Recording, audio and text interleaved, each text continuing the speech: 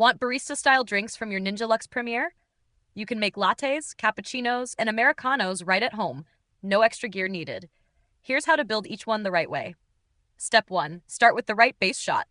Pull a single or double espresso depending on your drink. Use a medium grind, tamp firmly, and brew directly into your cup or a frothing pitcher. For a latte, steam 6 to 8 ounces of milk until hot and slightly foamy. Pour into your cup, holding the espresso. Aim for a smooth, creamy texture with just a thin foam layer on top. For a cappuccino, steam about 4 to 6 ounces of milk with extra foam. Pour over your espresso. Aim for a 1:1 ratio of espresso, steamed milk, and foam. Use slower wand positioning for more air and froth. For an Americano, pull a double shot of espresso into your mug.